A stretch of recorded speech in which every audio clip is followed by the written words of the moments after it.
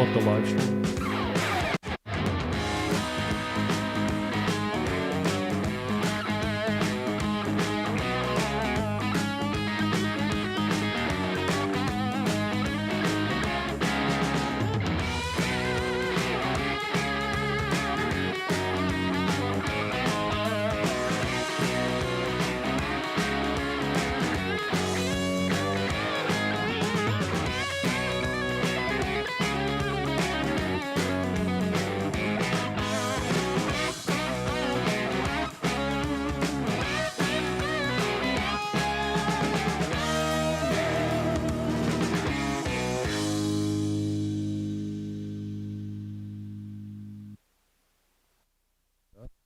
Live, and I'm going to hit record. Joey, we're there.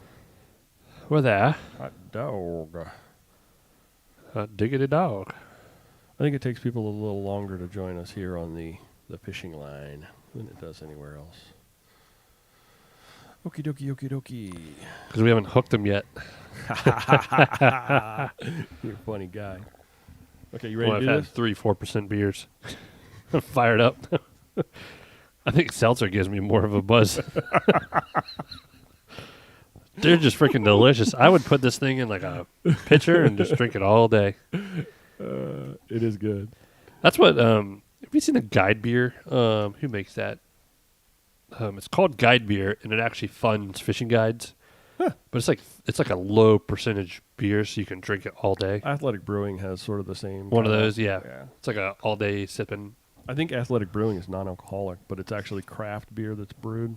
We just gave them a little free commercial here on the interwebs. Dude, we should give Heavy Seas a free commercial. We got folks here watching. I think the live stream appears to be working. We're recording. You ready to kick this thing off? Yep. Tell my father. Hey, everybody, I'm Brian. I'm Joey. Welcome to the Maryland Fishing Line, episode 18. Let me make sure that all of our tech is working. You got all the things plugged in over here. Did you hit record? Yeah, I hit record. I guess the worst case if you don't hit record is we're on YouTube, though, right? Yeah, so we could It's get like a a backup. backup. We can get a backup, but I don't know that I would trust that or not. So we are streaming live here on YouTube. Today is Tuesday, September 22nd, 2020. This is the podcast where we talk about fishing throughout the great state of Maryland. Joey, did you know that Maryland is the state where winter starts at 6 a.m., spring starts at 10 a.m., summer is at 2 p.m., and fall starts around 4:30-ish? Does that describe the last few days of weather here in Maryland almost precisely to a T? Oh, yeah, that was my last 2 days in the water. Mix some windburn in with that with some sunburn. Windburn in the morning and sunburn in the afternoon. Yep. Maryland Fishing Line is a production of the Angler magazine, Chesapeake Edition. Coming up this week, Joey, we're going to talk about leaky kayaks, leaky fishing kayaks. Did you know that? Have you pre-read any of the show notes? Or I love not reading the show notes just Okay. because I like going into it you wing it? butt naked. Okay. We're going to talk about how you can find the leak and how you can fix the leak.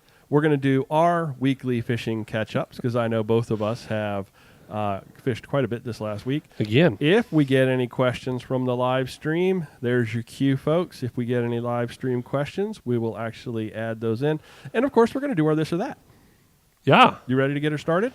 Is this a dig at Jerry with Hobies?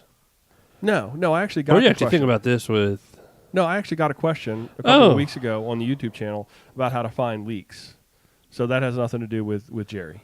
Gotcha. Sorry, Jerry. Jerry's suffering right now with his Outback because he suffered the cracked hull where the seat connects in the back, and but Jerry was on top of that. He discovered that, and I think within a couple of hours he already had the return authorization in the way and going and had everything underway. It's Jerry we're talking about. Yeah, he had it going on. So it happens. Are you going to run through your list of supporters? Yes. So before we get to this week's fishing report, I want to thank our sponsors, Waterfront Marine in Edgewater, Maryland, dealing in Robalo fishing boats, Chaparral pleasure boats, and Bennington pontoon boats.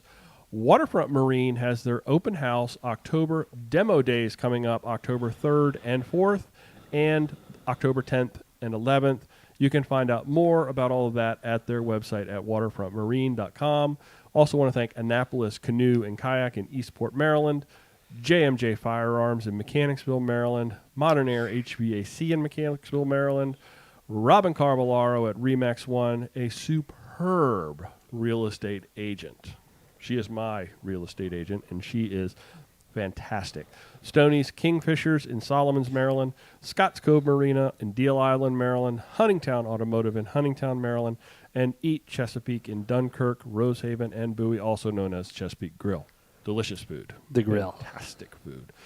You're going to find links to all of these folks in the show notes or in the show description. Make sure to let them know you heard about them here. Anything going on in the live stream before we get started? Nope. Quiet as a church mouse over there. We got folks watching, but nobody's chatting. Come on, chat. Ask us a question. Let's take a look, Joey, at what's going on around the state. Cooler weather is here. That means fish are starting to think about gorging themselves for the long winter to come, just like us. Does this mean we can change the whole fall pattern thing? The what? Or the whole summer, we have the typical summer pattern? We can finally change that? Yeah, we can finally change that. We're finally out of the typical summer pattern. Well, it's fall.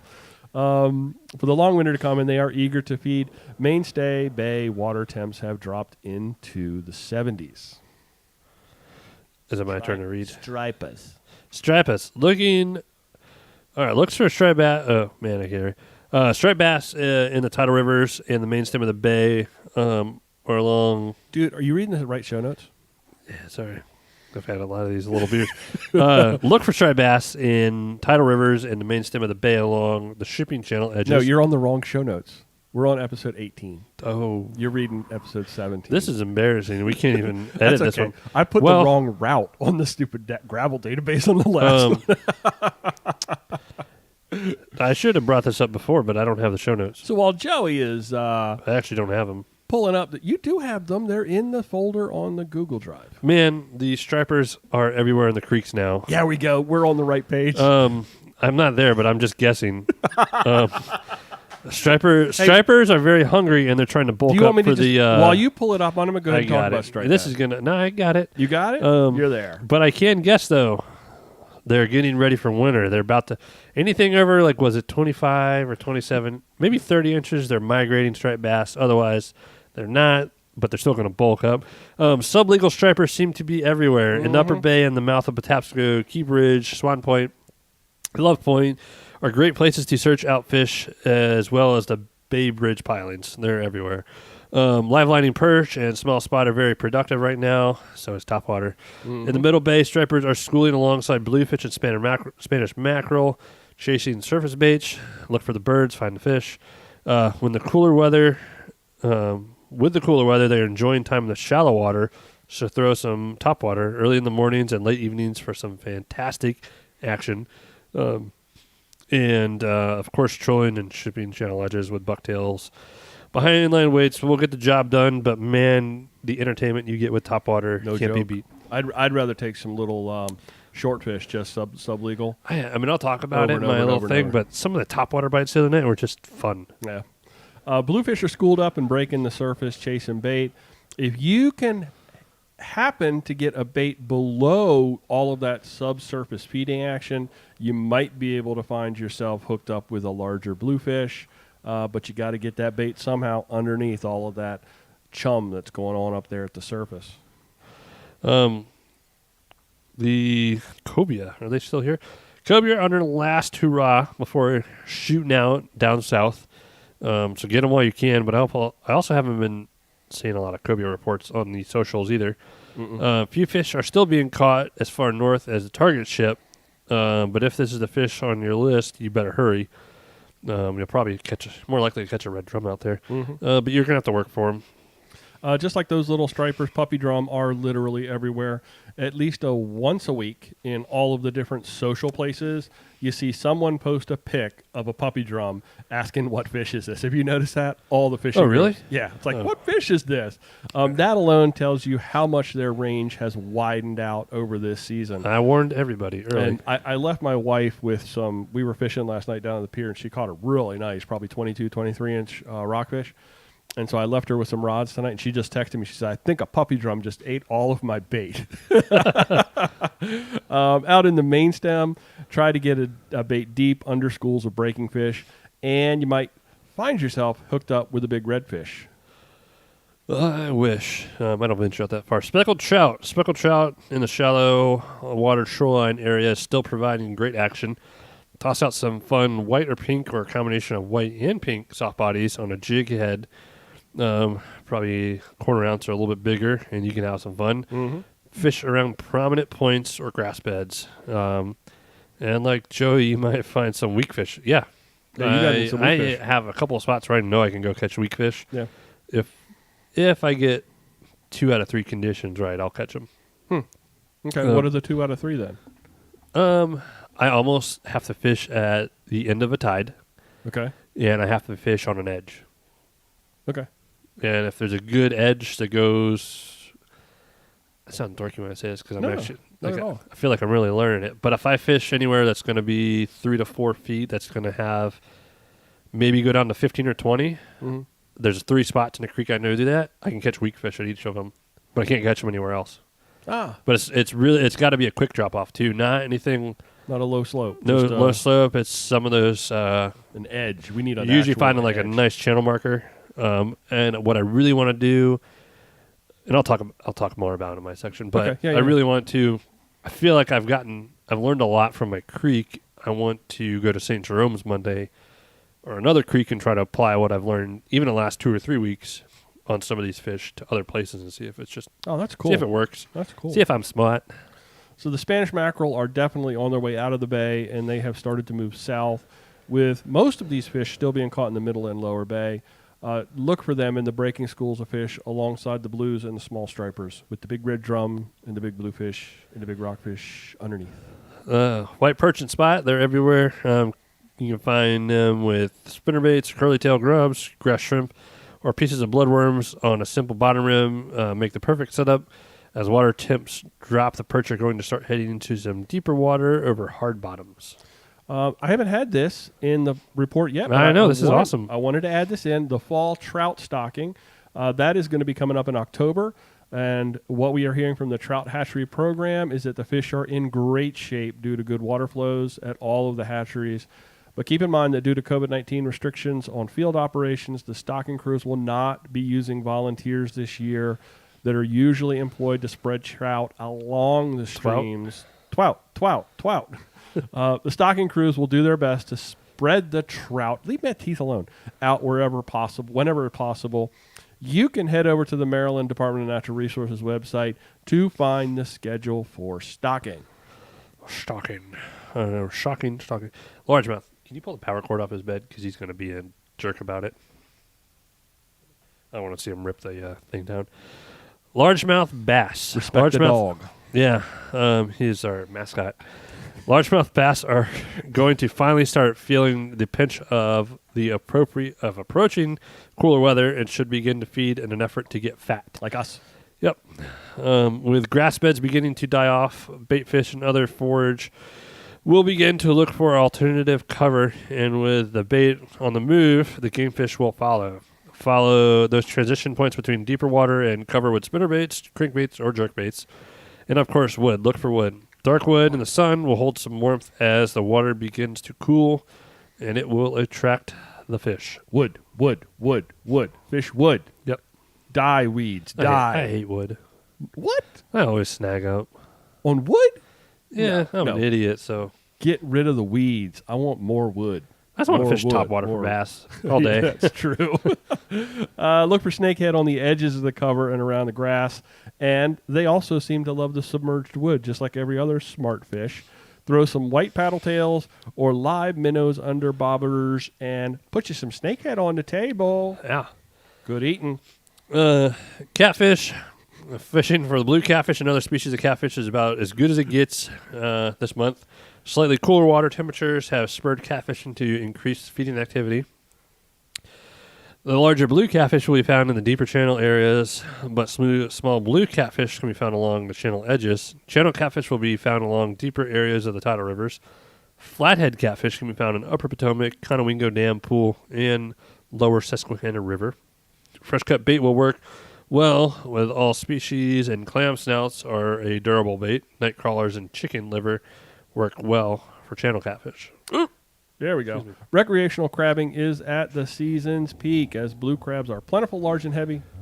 Crabs are filling out from last week's big shed and are at their seasonal peak size and abundance. Reports from all regions of the day start that one over. Reports from all regions of the bay speak of bountiful catches of heavy crabs. Many of the best catches tend to be coming from shallower waters, and razor clams continued to be the most favored bait. Do you have crabs this weekend?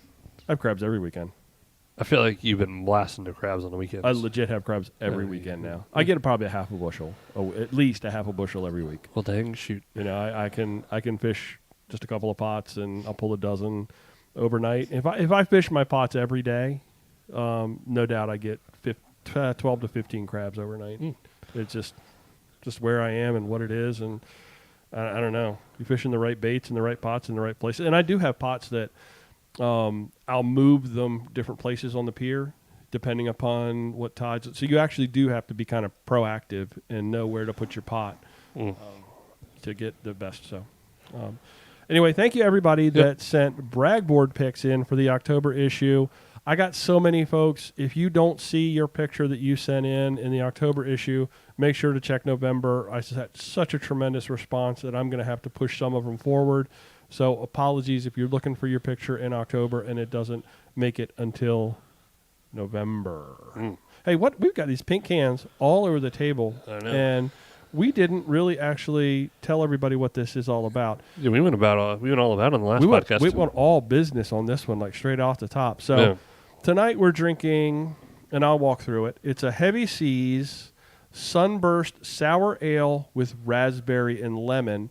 And the reason we went with this beer, because it is this last summer hurrah. We are pushing summer out in a festive way with the pink can of Sunburst. And it's a delicious sour. Oh, it is. It is a really good beer. It's thirst quenching. And it's only a 4.5% beer, so it's light. You can have 3 of these and you don't feel any alcohol. Yeah, I mean it's really.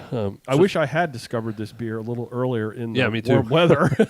Although this is one of those things that they may not have had this throughout the summer, and all of a sudden it's like maybe it just popped up. 6-pack shows up, and there it is. But delicious. Again, Heavy Seas Sunburst Sour Ale with raspberry and lemon to push out summer.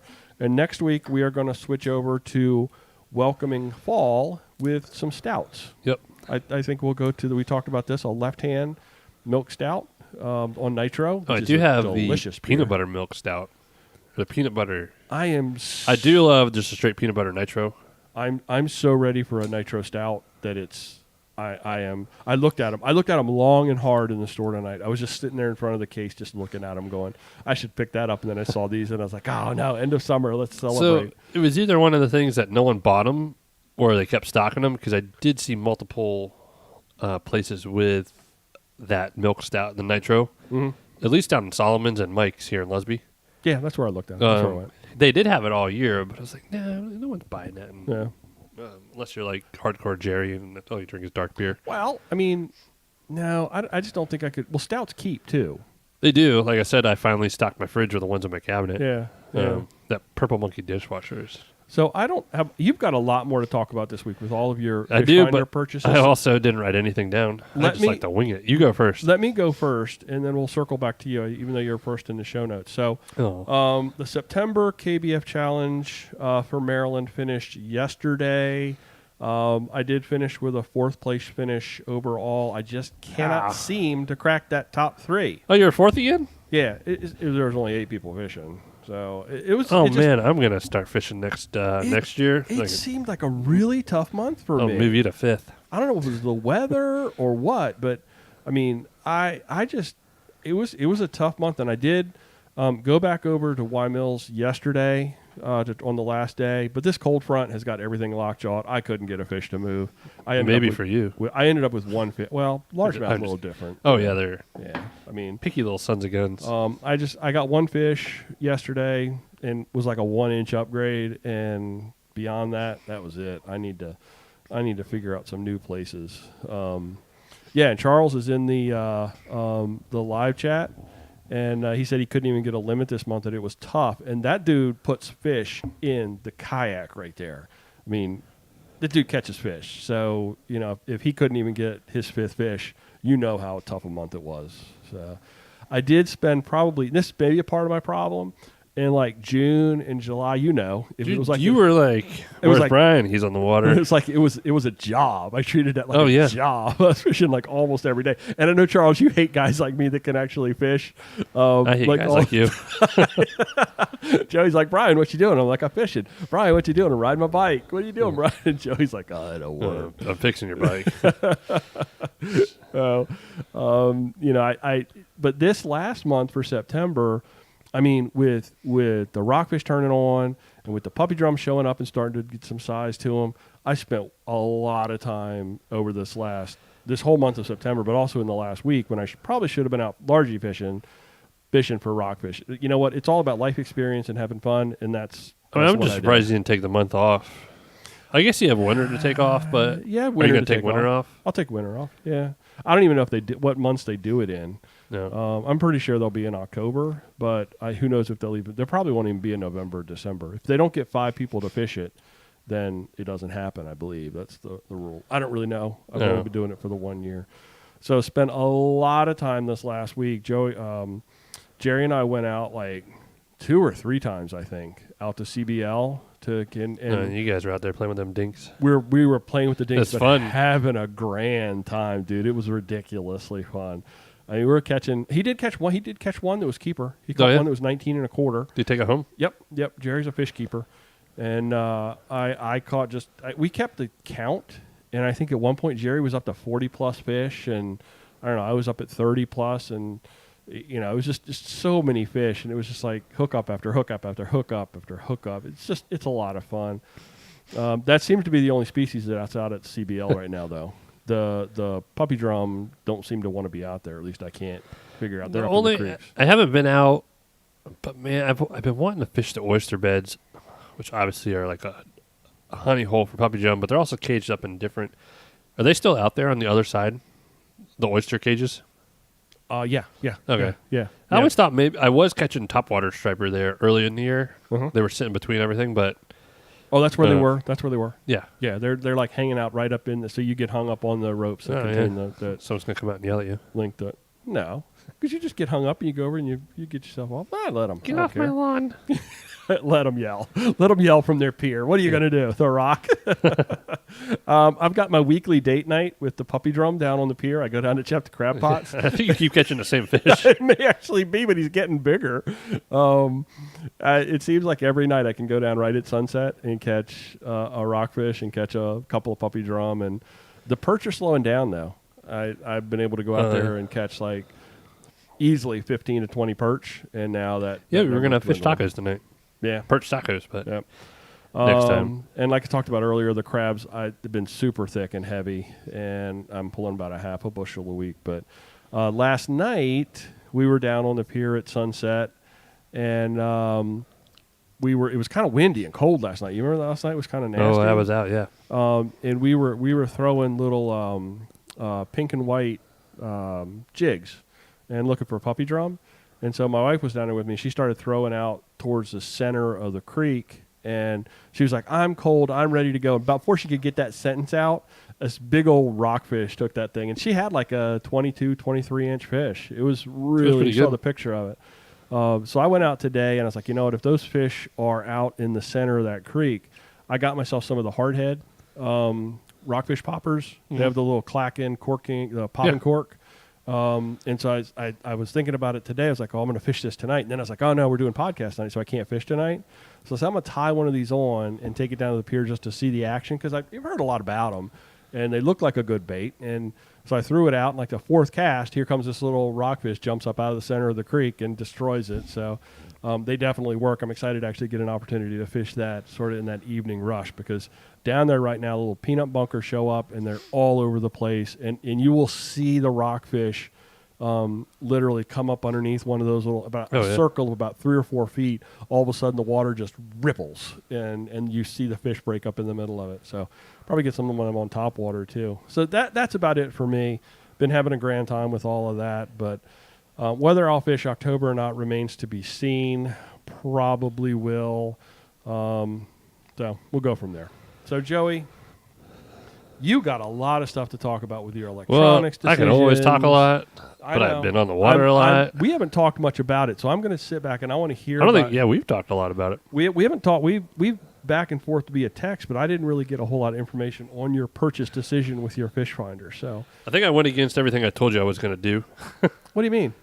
I was like, I'm going to get real basic. I'm not going to get big. Like I almost got a really small striker. Yeah. I was like, I don't want all this crap. I don't need all this extra crap. I didn't go full out, but man, I mean, over the last 2 weeks, I knew I was going to get a unit like all summer. I just figured I'd do it in the winter. But lately, the way I've been fishing, it's been so windy. I'm not fishing my fly rod a lot at all, which is a little disappointing. But it's also, I mean, it's blowing like 20 yesterday and times. So no, I'm not hooking my face with my fly. Yeah.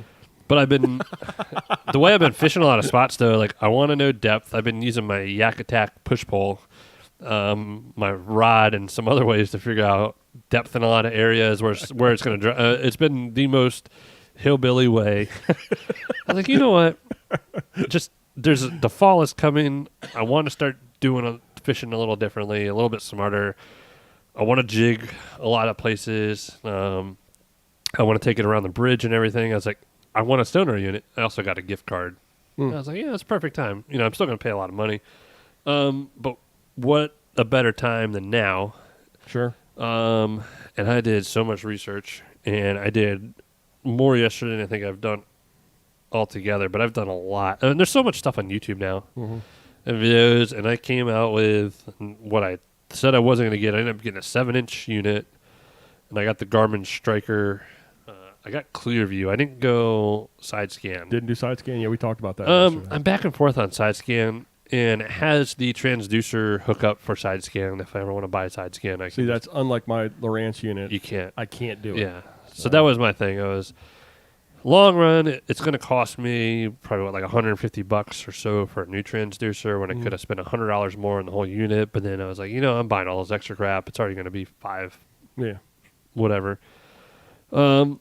So by the time I put everything, I didn't pay a whole lot, but it's an investment. I mean, this thing's going to last years, hopefully. Yeah, absolutely. Hopefully. Absolutely. I did hear about a guy in another fishing podcast that flipped his kayak and lost everything. Ooh. But yeah, I mean, it's screen.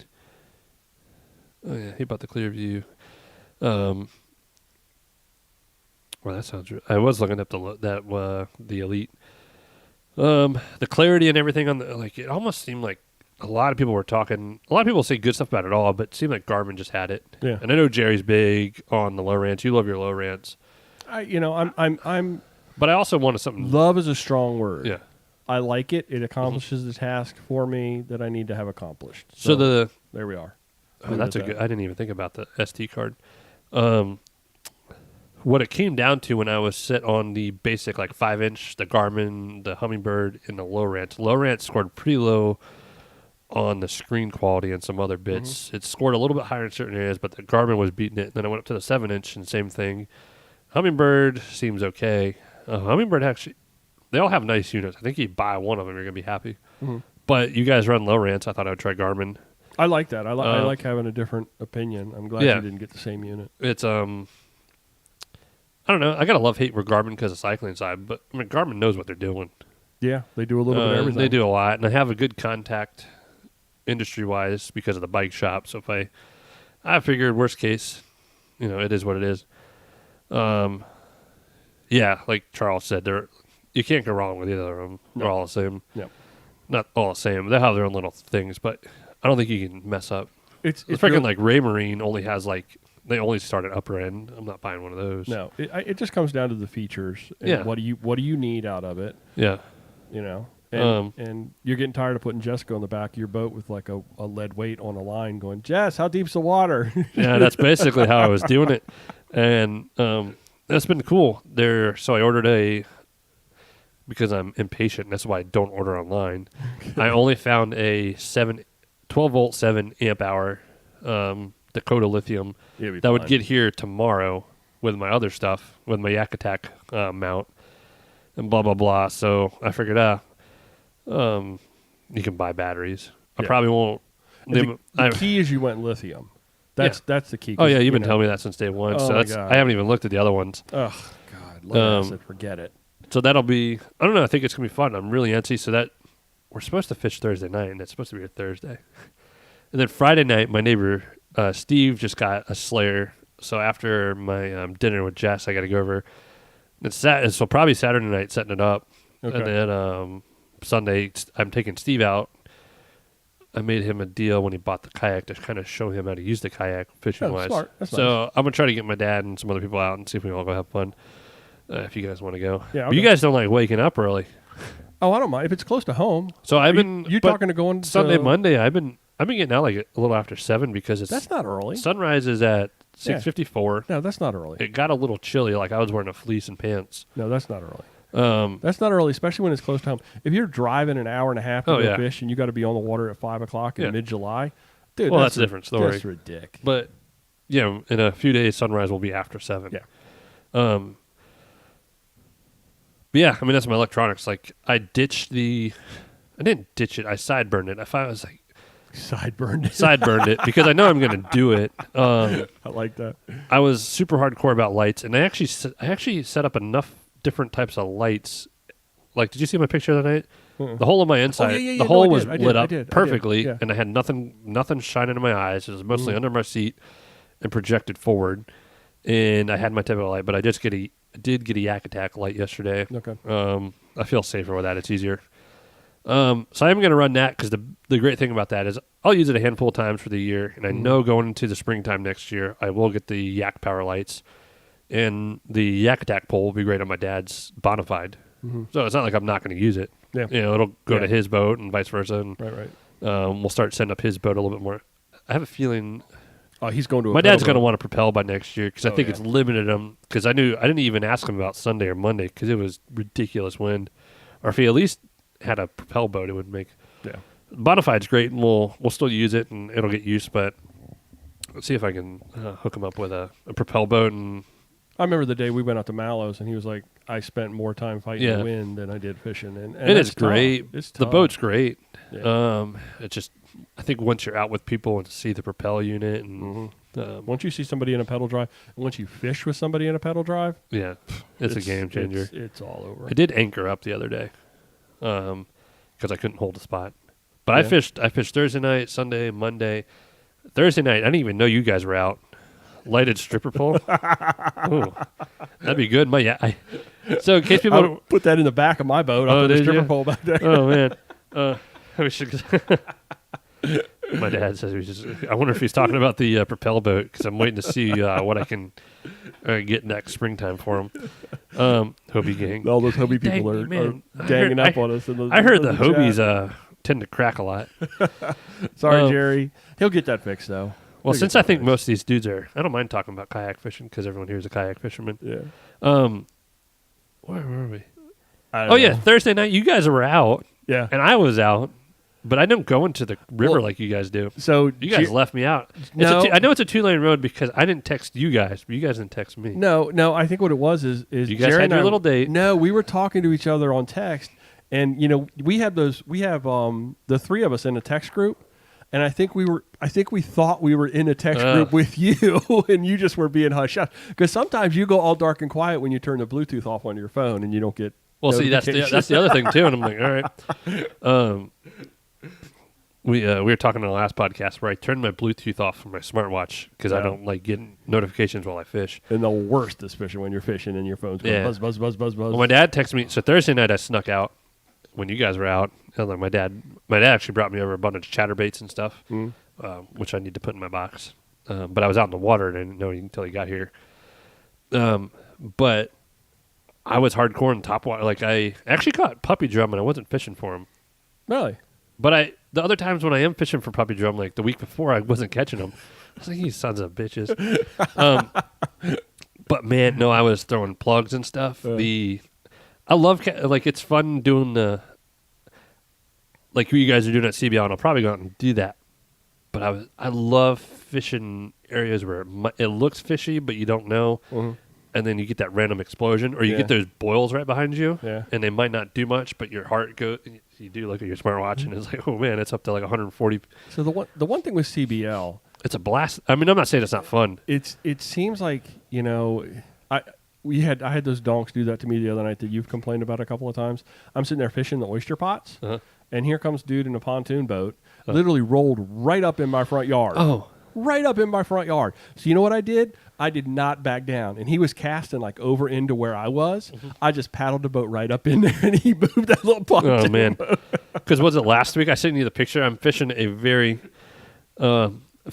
specific spot where a dude totally cut me off, like corner, like he took the whole corner. I'm like, there's only one way to fish it where I was, and oh man, I don't know. I rolled right up in front of him. I was like, "What's up?" Like, I'm fishing here. I don't like what is that called? You don't like confrontation. I don't like confrontation. No, I don't. But I went to the other side and I was catching fish. Yeah.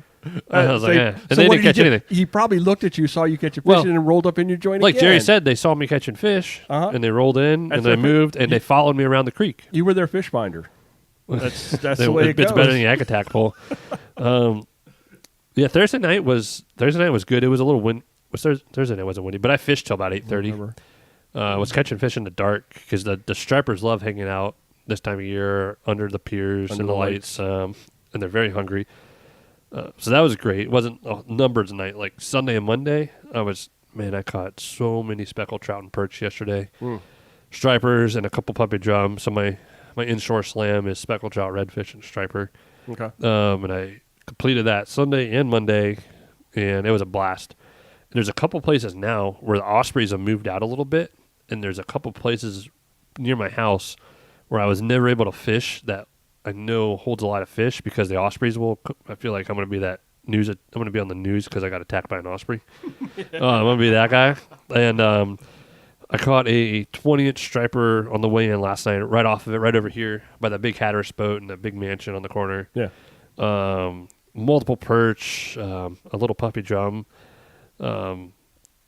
It was awesome. Yeah, it just was so windy. I got off the water early and kept working on my fly rod I'm building, which I saw this little trick. It's a funny story because I'm going to keep rambling. Yeah, what happened with the Sharpie? We were talking about a Sharpie with your rod building. It's my first rod I'm building, and hopefully it's not my last because it's very frustrating.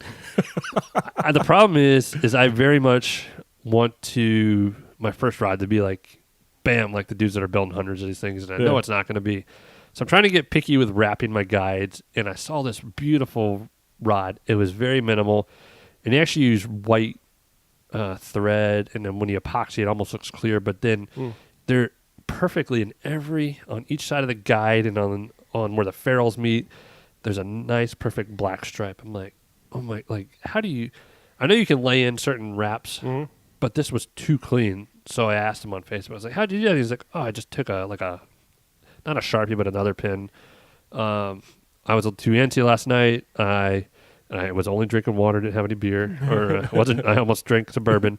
I get up there, I color. So I figured he told me he does his wraps, and then right when he gets to that, he takes a like felt pen or something, or not felt pen, some type of fabric pen. Yeah, I know. Sure. Colors instead of putting black in, he colors the thread and does the wrap. For one rotation, it keeps smart. going. It's perfect. Well, I did that and didn't like the way it looked. I think I colored too much. Didn't let it dry, so I undid it, and it left the black stripe all the way around my blank. It took forever to clean that off because I basically wasn't happy with it. So it stained the rod. I had to like scrub it with everything. I'm like, oh. So now I'm just like, all right, this one's gonna.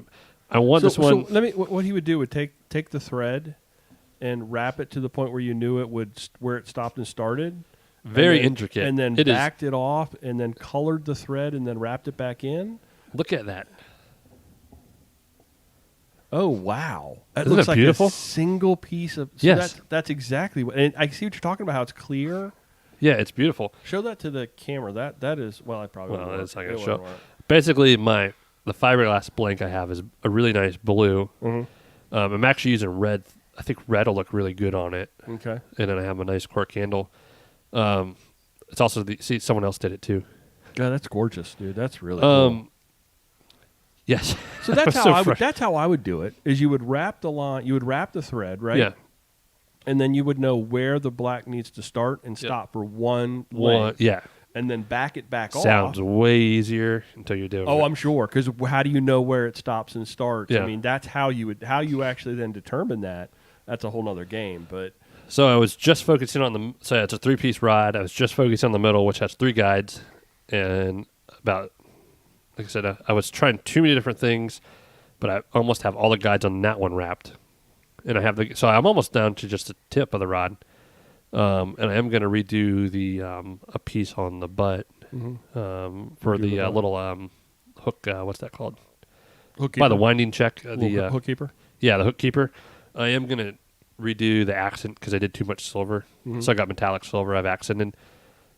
It's looking good. I'll send you some pictures. You need to post some pictures on Instagram of the work in progress. I think it'd be really cool to see. Man, I almost lost it last night. I was like, son of a I biscuit. invested in all this. I was like, Son of a biscuit. and then I was like, you know what? I'm going to keep it simple this first one. I just wanted to look clean. I wanted to look sharp instead of trying to do too much detail. Yeah. And I got some nice detail in it. So I did learn how to, especially where the ferrules meet up. Right. A lot of people reinforce that. So I do have, I was able to get 3 strands of silver and then the same exact amount of red, so everything looks pretty good. So it looks Yeah, the got hardest good thing symmetry. is getting symmetrical.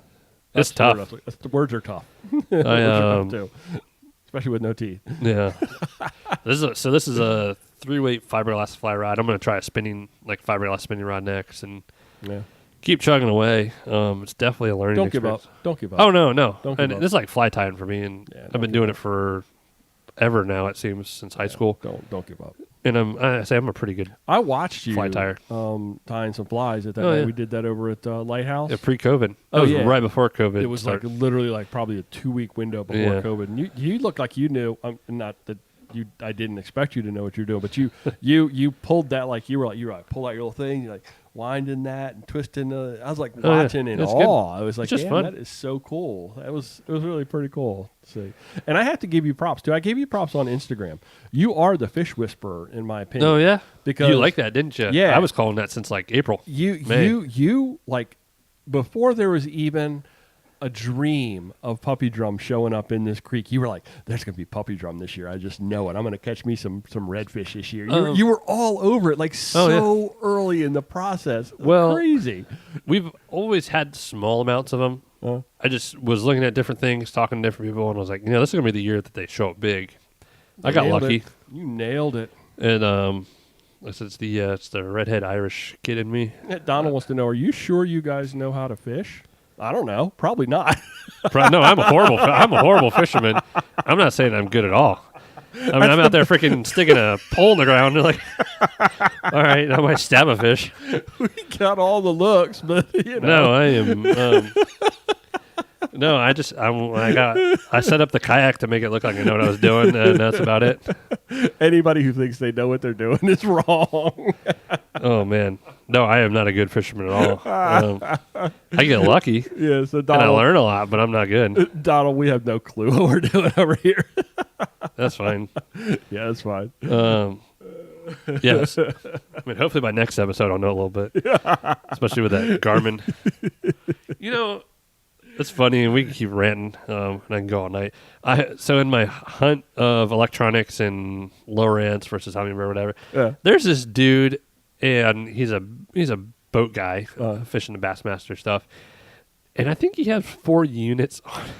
Oh my god! And he is totally kissing some booty because he has a lower ants, hummingbird, and 2 Garmins or Covered all the bases. Oh my god, what are Covered you all the doing on your bases. boat? I know some guys will actually mount a freaking a unit this big right by the trolling motor. Yeah, one of them's running Netflix. And it's just how much do you need? Man, you should read the comments on some of those videos. It's but for real though, he's running 4 sonar units. You got anything else that you want? I could keep going. But the like I said, I think next Monday I either want to go to St. George, St. Jerome's, or even down to Point Lookout. I want to tell you what, I enjoyed St. George, I think, a little bit more than St. Jerome. Mm-hmm. St. Jerome, I think we figured out at the very end. Yeah, we figured out we had gone. We didn't have to go. We didn't have to go. We didn't have to go as far as we went. No. We did not need to go all the way down there to catch those fish. St. George, you know what I liked about it was the fact that, you drop in at the ramp and you're fishing right away, But actually, that's how we should have approached St. Jerome. Because honestly. my two good puppy drum were right by the ramp. Right by the ramp. Right by the ramp. So, one of the things, I got this question a couple of weeks ago on, how do you find a leak in a fishing kayak? Oh, damn, I talked too much. Sorry. I didn't realize we had this much to go. Sorry. No, we're at 40 minutes. No, we're okay. We're all good. Yeah, how do you find a leak in a kayak? So I was hoping that you would be able to answer that question. So I did a little bit of homework, and I found sort of the base answer. And I watched some YouTube videos that people have done. But, this is kind of seat of the pants stuff. Well, you might have a huge crack in it. Well, yeah, then it's pretty obvious. So at the end of the day, you got water inside your hull. How do you find the entry point, and what can you do about it? I think, I narrowed it down from watching a bunch of different videos and from reading. So I did my homework, and I'm not saying this is coming from experience. Yeah, so the first part is usually what I'm checking anything that's been done by man after the fact. Yeah, so check your usual culprits for obvious signs of an issue. Look at your scupper holes and plugs. Look at your drains, look at your grab handles, look at your keel, and look at anywhere you've got a drill point, anywhere you've, tapped in to put your anchor trolley or tapped in to do anything. Look for any obvious visual signs first. I mean, if you can solve a problem simply, then that's what you should do. But you need to really kind of give them a once-over. And the best way to do that is going to be to start with a good scrubbing on the boat. Yep. My boat needs a good scrub. Well, you anyway. need to just do that in general. I wish there was a place I could run it through a car wash, because my boat I would need to start there, and then my boat is. I was in a heavy kayak traffic. You want to do a kayak wash? I think that business would fail miserably. No, I'm going to put you in a bikini and throw you out there. Okay. I would actually be down for that. So when you're cleaning the outside of the hull, that's also going to give you the opportunity to check all of those little spots, those little ins and outs, to see if you see anything that's obvious. So you still found nothing. You've gone through the process of checking all those things and eyeball them. So what you want to do now is take your boat off your carts, off the racks, off all the things, and elevate your boat some by creating a pivot point in the center by placing something under the boat. Could be a small sawhorse, could be whatever. Anyway, you just want to have a tipping point, some sort of a pivot point underneath the boat, and then begin filling the boat with soapy water. And the soap is going to help you visually see where water may come out. Okay? Mm-hmm. So you've got the boat tipped, say, towards the bow. You can fill the boat up to the point where, it's going to be able to see anything coming out through any of those holes. Mm-hmm. Check under the hull, because if the boat is elevated, you'll actually be able to see under the hull. That's a part of what you're really trying to accomplish. If you've got the boat sitting on the ground, flat on the ground, you're not going to be able to see the exact entry point of the water. In this instance, since it's water coming out of the hull, that exit point. And if you, at that point, see no leaks, then slowly pivot the boat along that fulcrum to check the other end. So basically what you're doing is you got water coming in, you would think that water is also going to come out. Yeah. And I think it also depends a lot upon the volume and the amount of water, because I think seals on places like where you have your bow hatches, can begin to break down, and you can begin to get small amounts of water in there. They're not necessarily technically a leak, but you're just getting some water intruding into the hull. So if you go both of those ways with that pivot, you should actually find your hole. And if you don't, I think you've got to look at the fact that you maybe just have some water coming in some other places that aren't necessarily what would qualify technically as a leak. You have maybe a loose seal, so maybe you need to check some of those things. You think I'm on court? I think I'm on track. So once you find the leak, now it's time to fix it, and then you're looking I'm at actually pretty good at this. The plastic welding. Yep. Have you done that? I have to because of all our rentals. So two things. Anytime you need to drill a hole in your boat, so you're putting a through hole in, or you're putting a new larger or smaller, make sure you keep all of the little plugs that come out, because that's all plastic. plastic. Yeah, put it in a bin, put it in your garage somewhere. That's going to be something that you can actually use that material from the previous cutout. You can take a hand torch, heat the material on the boat. Be very careful not to overheat the actual material on the boat and have it cave in on you. Well, if it's I've done that. My first time sink in. So you just want to get that a little bit of glaze on that plastic on the boat. Mm-hmm. Then take your hand torch and heat your little remnants. Maybe hold it with a pair of pliers until you get that good and runny, and then you drop it in. I have never used a plastic weld gun. I know they're a lot like glue guns. Maybe you could speak to, since you've done some of that. I guess really quick with the chunks of plastic, you basically need the same exact plastic that your boat is manufactured with.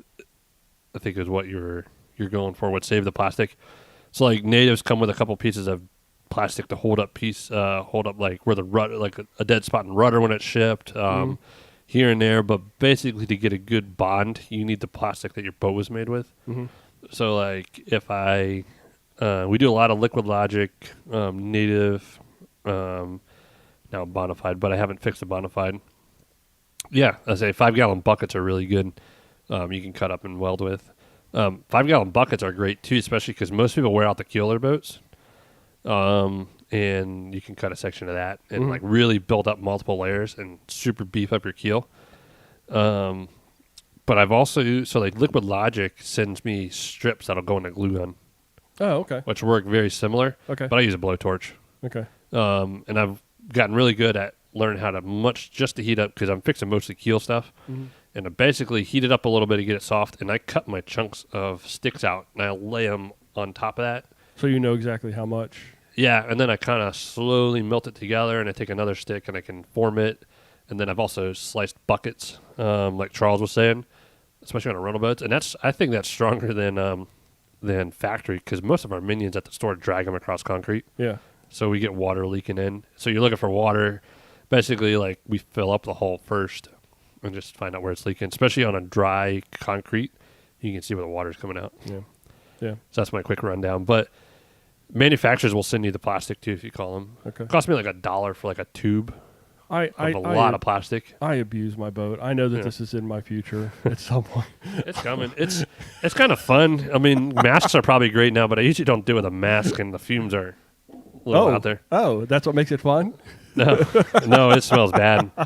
But I think it's more intimidating than it really is. Okay, you are burning your boat. But you can fix your boat. Your boat's not dead.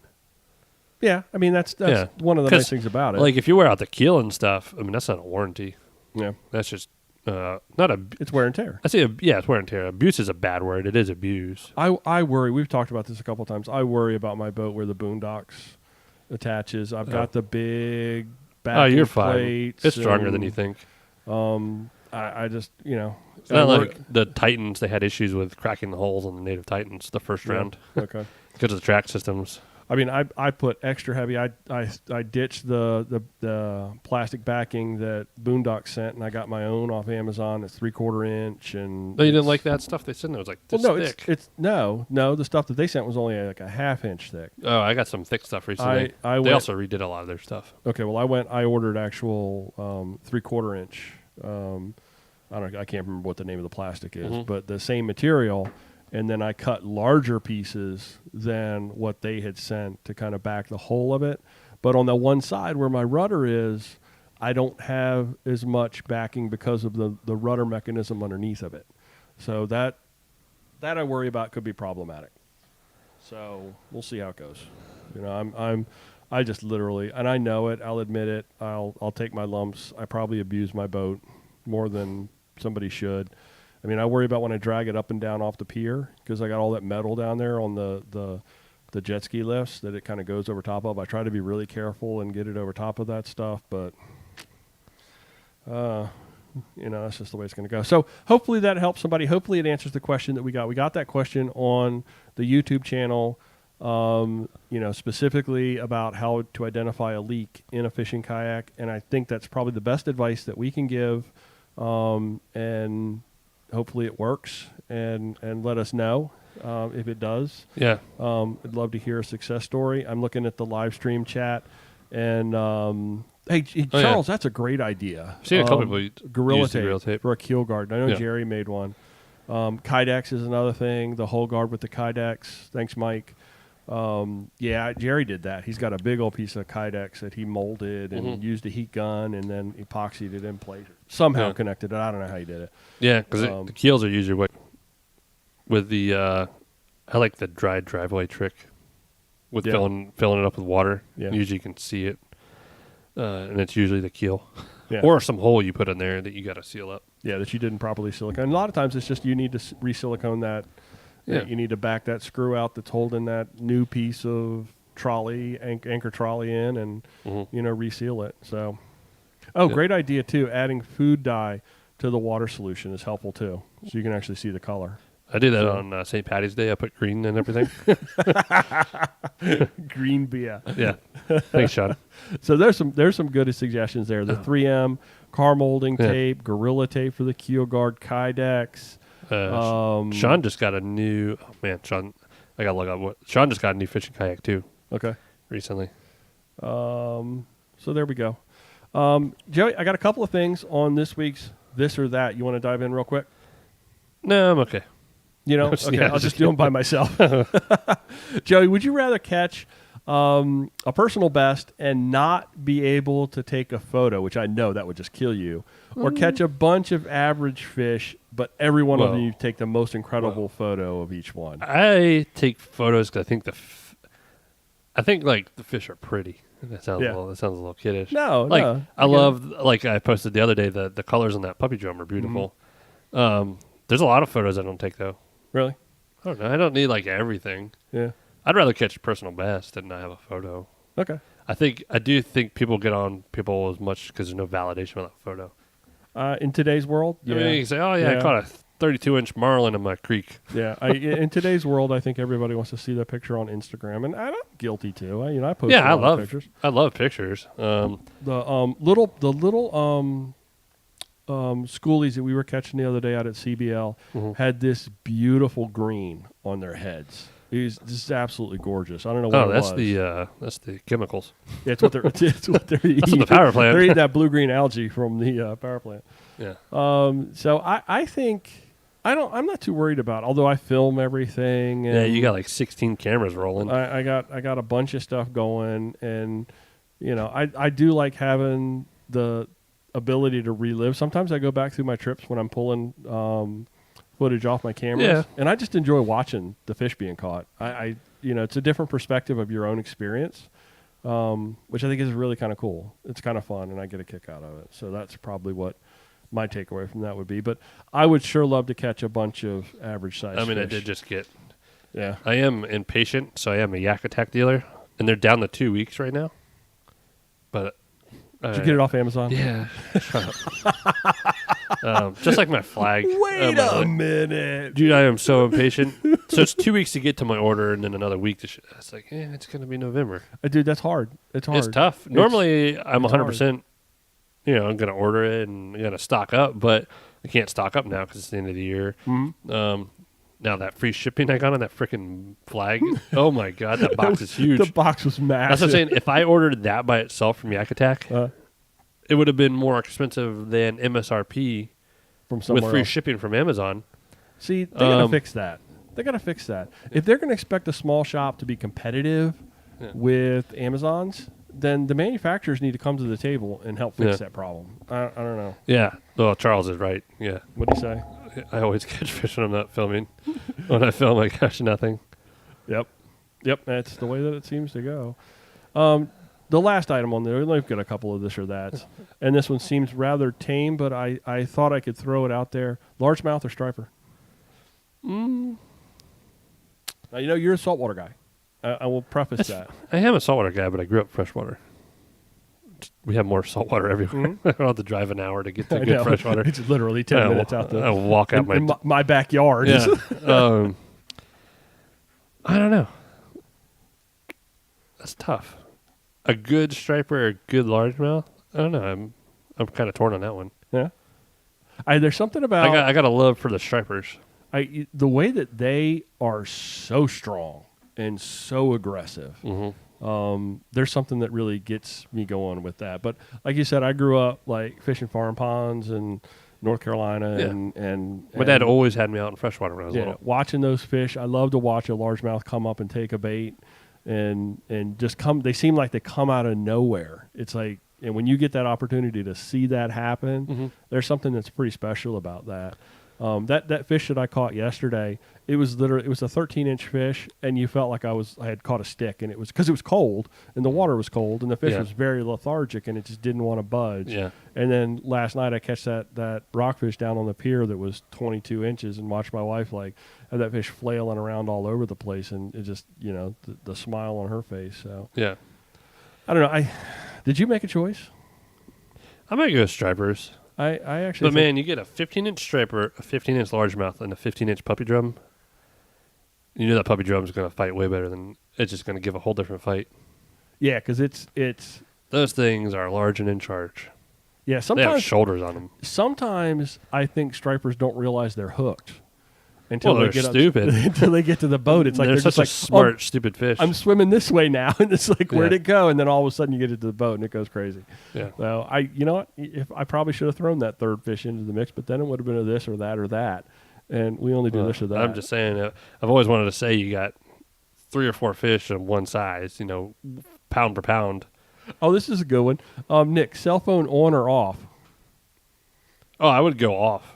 Yeah. That's why I usually turn off my Bluetooth, and I have it for emergencies, but it's always in my pocket. Now, that's one of the things I like about the watch is because I'll keep it on, but I keep it shut up, and it's down in my box. Or actually, my phone is tethered and in my vest. So I keep my phone in my vest in case I have fallen, which sounds stupid, but my phone's somewhat like waterproof. Yeah, yeah. So if I fall in and I need it, it's there. Aren't they pretty much all now? They're like 3 meters or something. Yeah. So if it gets dunked, I keep a dive knife on one side and my phone in my pocket the other. Yeah. But I have the instinct, and I've got it set up so that I can see the incoming text. So if there's something important, I can know that what it is without having to pull my phone out. So keeping it on, but keeping it silent and letting the watch pick up the messages so that I know if there's something important that I can. What was cool when I was on the dark side paddleboard fishing, because I lost a GoPro. I fell in a couple times. I did have an Apple Watch with cellular. I think they all do now, but this was a couple years ago. So I could literally leave my phone in my truck, and I wouldn't. If I had an emergency, I wouldn't turn the cellular on unless I needed to, and I could, because otherwise it acted like a normal watch with time. But I could turn on to make a phone call from my watch, which was a cool feature. Cool. And I know earlier in the year, you dropped your phone in the drink, and it was shallow water, and you used. I turned to find my phone on. You turned your watch on, and it like buzzed and lit your phone. Saved me a lot of time. I don't know how to come back from that one because I remember the day I watched a GoPro go down in the Mattawoman, and I didn't. Oh, man, you ever jump into the lily pads? No. Oh my! Ooh. I have waded through a swamp in Florida, but that's another story. I don't like going in the water. I can't see. Yeah. And there's snakehead, there's snapper turtles, whatever's in there, and I was you were in the thick lily pads at Mallow? Oh, and that as you're going. Did you? If you're going up and there's a huge section to the right. Yeah. I thought I kind of was like, all right, I think it fell right here. And that's the first time I got in cold water, and I felt a shock. With a life jacket. Did you really think you were going to find it? I did. I felt like I had my push pole or my paddle, and I thought I felt it because it was on a little boomstick. Okay. I was like, oh, cool. But then by the time I sloshed everything around, got in, I was probably like 20 feet. It's probably still down there. Oh, it's still in there. It'll show up. It'll be on some YouTube video like, hey, I found this guy. He's got some idiot on there in a paddleboard. Found some Ginger's phone. Yeah. So Charles phones need to be away. I'm reading back up in the chat. Charles, man, this is a great idea. He's put 5 layers of Gorilla Tape on the keel, and then about halfway through the season changes it out. I think that multiple layer of Gorilla Tape, that's like $20 in Gorilla Tape. So what? It's saving your keel. Oh, I mean, that's actually really smart. I think I might do that, although it might be too late for me. Maybe I should do it on my next boat. I don't know. You just need to wash your boat. Not the thing. Now it's a thing. I don't want to wash it. I do need to wash it. Filthy. I've thought about it a couple of times, but I just haven't done it. I don't take care of my things. Are you going to sell that boat anytime in the next year or two? You sell it as is? Yeah, maybe. I don't know. I'm a fan of try something and then try something else, and we both have admitted that we got our eyes on Hobie on the PA. So I mean, I'm only going to go that direction if I can get the Mirage 360 though. I'll be honest with you. Well, That's the game changer for me, and the kick-up fins. So that's the only boat I like. It's also $5,000. I do like your boat, and I'm a huge Native fan. I'm also a Native dealer. Yeah.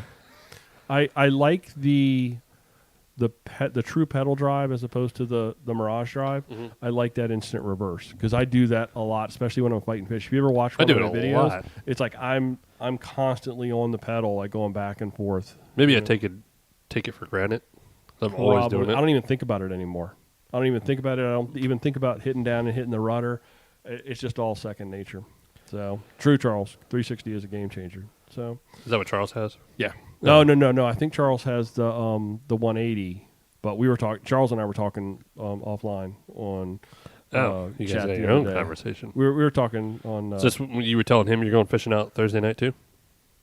No, did I tell it? No, last Thursday. Oh no. Yeah, Charles got the 180. You got anything else you want to spout out? Anything about the Yak Anglers Facebook group? We're doing you. I know you posted I want to something do a about get doing together a soon. Yeah. Probably in a few Sundays. Figure out the schedule. Probably keep it in Southern Maryland. Nowhere far. Yeah. Probably as far south as maybe St. Jerome's or St. George. It's just right here in Solomon's.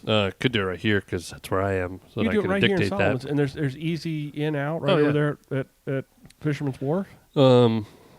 Dude, that's it'd be that's fun. a no-brainer. That's a We no-brainer. can see everyone's setups as basic or as. The other thing too, real quick, is, and I love watching these kayak videos, and I was watching a really cool one on the Slayer Max this dude did. Mm-hmm. But when these people got like $10,000 kayaks, by the time you deck it out, holy cow! Put some serious money into that. Like, wow. Yeah. That's by the time you get the trailer, you have your dual power poles, you got all this torpedo, you got, oh my god, you already got a $3,000 boat. That's the cheap part. Yeah. And all the stuff they do it. There's some really cool stuff people do with electronics and all. Should we just do this in a parking lot then? Everybody put their boat on the back of the truck and we just all meet in like the giant parking lot? Yeah, like one of those car shows. No, I'm not saying for our meetup. I'm just saying, I was talking about, everyone checking, figuring. It's always good to help each other, but some of these YouTube videos are ridiculous. You go so deep. Unless you're maybe doing tournaments every weekend and you have the time and the money. That's just like everything in life. Go out and fish. Use a yak attack pole and find your hard bottom and everything. This spring, one of the guys that I work with leading bike tours, he saw me post a picture of that new boat with a pedal drive in it. And he sent me a message. He goes, "Dude, you have two very expensive hobbies, and I don't have a job." Well, that's just the way that it works. It's just the way that it goes. Well, I think I am wrapped up. Everyone knows I will talk forever. Nope. We're in an hour. I do pick up. Well, I'm not doing it. I think Dave's picking up our natives and Bonafide next week. Okay. You got any of those boats unclaimed? I think. What do you got available coming in? You got a Bonafide RS 117. I know Charles. Charles, I know you were looking for a Bonafide. I saw that post. An SS 107. Basically, that's what they told us we were getting. We didn't get a pick. And then I got a native Slayer Max, which I might. There's a guy named Jeffrey Lewis. You know Jeffrey. Mm-hmm. Jeffrey's been talking to me about mine. And then I have like 3 people looking at the Slayer 10. Mm-hmm. So I think the natives are going to go pretty quick. The Bonafides are unclaimed. Bonafides are unclaimed, but I have some interest in the Bonafides. I wanted them, so it doesn't. Are they still hard to get? Oh yeah, this is it till springtime. Yeah. You know, Charles, you're looking for a boat. I heard you say you were looking for a boat. I got those coming in, and then like I said, I do have an SS 127 and a Slayer Max coming at the end of October. Did you see that? Charles just messaged me in the live chat. He says thinking of picking up a SS 127 for the paddling side. And he gets frustrated with that grass. So I say he'll have to message. There is a really cool. It depends on how wild you want to go. That's called the Patriot Edition. Oh really? It's the same price. Cool. He's a vet. That's got your name all over. It Charles. is. They're doing like 100 or 200 total across country of these. I shouldn't really. Someone posted a picture in a native group, so I feel like I could at least say this. Yeah. It's called the Patriot Edition. It's pretty cool. You can kind of imagine what it's going to look like. It's a very appealing boat. It's the same hull, just the way they did the colors. Yes, sir. I have one of those coming in, so I'm willing to work with someone on that.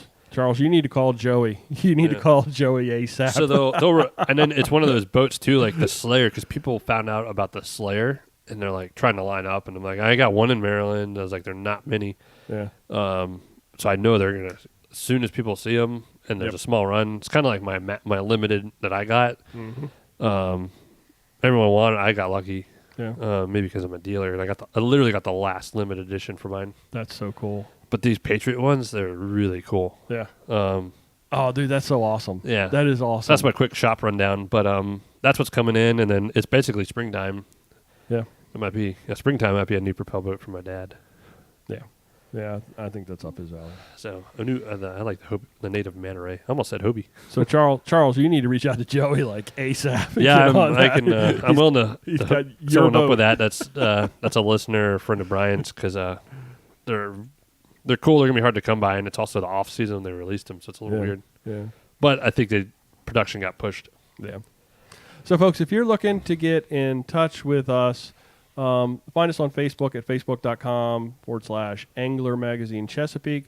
On Instagram, you can find the magazine at Chesapeake Angler. You can find me at BN Rains. Joey, how can people get in touch with you? I think my Instagram is at Joey Sikorsky24. I'm usually tagged on something on the Chesapeake Angler. Oh, yeah. Tagged all my last name's hard to spell. And then what's the shop? At Pack Paddles? At Pack Paddles. At Pack Paddles. Yep, that is my paddle sports store. Tucson Adventure Center. Yeah, we have one kayak left. We're kind of wrapping up for the year. Yeah. You can find us on YouTube, youtube.com/Chesapeake Angler. And, of course, you can read the e-magazine online at ChesapeakeAnglerMag.com. That's it. We're going to shut her down. And thanks, everybody, for watching the live stream and for sticking around so long. And I appreciate all the comments and feedback. And we will talk to you guys next week. Yeah, hopefully I got a lot of news about my setup. Got it. Love you. Bye. Love you. Bye. Thanks, all you live stream listeners. Good night. Ooh, we didn't have our pie. Sorry. Oh, that's okay. Do you want it? No. It's been sitting there for a few nights.